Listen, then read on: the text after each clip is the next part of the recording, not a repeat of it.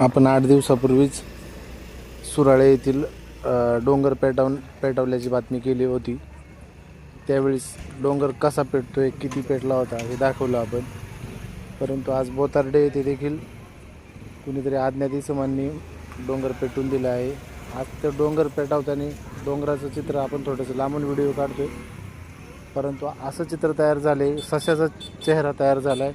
म्हणजे जणू काही डोंगर आपल्याला दाखवतोय का प्राणी, ससा असेल, किडे मुंग्या, पक्षी, पशुपक्षी, अजून वन्य प्राणी कशा प्रकारे जळून खाक होत आहे याची दाहकता आज त्या डोंगरानेच दाखवून दिलेली। सस्याच्या चित्राद्वारे तो डोंगर जळताना दिसतोय आपल्याला।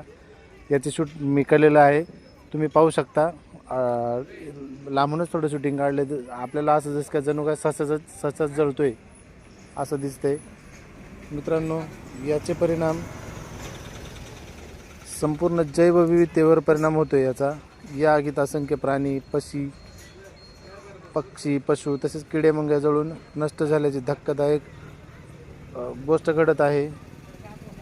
आगीच्या भयानक ज्वाळांमध्ये अनेक निष्पाप जीव जळत आहेत, त्यांचा बाहेर पडण्याची संधीही मिळत नाही। अचानक पेटून दिल्याने अचानक लागलेले आग, त्याचे जे घरटे आहेत पक्ष्यांचे ते जळून खाक होत आहेत, त्याच्यातले पिल्लं मरत आहेत, ज्या मोठ्या प्रमाणात जीवितहानी होत आहे।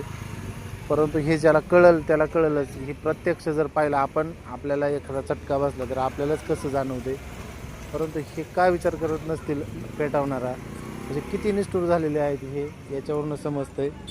याचे परिणाम आपल्याला दीर्घकाळ भोगावे लागणार आहेत। याच्याने आता जे पाऊस कधीही पडतोय, उन्हाळा कडक कधीही उन्हाळा, कितीही प्रमाणात उन्हाळा, हिवाळा, जो निसर्गाचा समतोल आहे तो पूर्णपणे बिघडला आहे। म्हणजेच जे आता हे जे वातावरणातील बदल घडत आहेत हा याचाच एक परिणाम आहे। त्याच्यामुळं माझी कळकळीची विनंती राहील डोंगर पेटवणाऱ्यांना की मित्रांनो, असं काही करू नका का जेणेकरून त्याचा परिणाम आपल्याला दीर्घकाळ भोगावा लागणार आहे। आता ठीक आहे, आता अजून काही नाही, पण अजून आपल्या पुढच्या पिढीला हे जे प्राणी जळून नष्ट होत आहेत ना, हे दिसणारच नाहीत।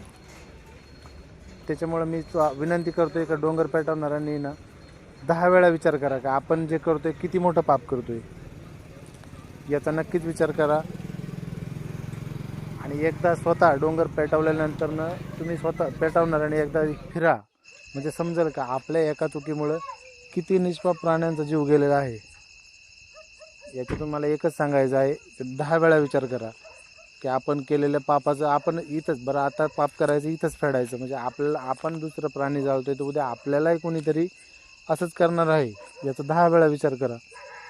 धन्यवाद।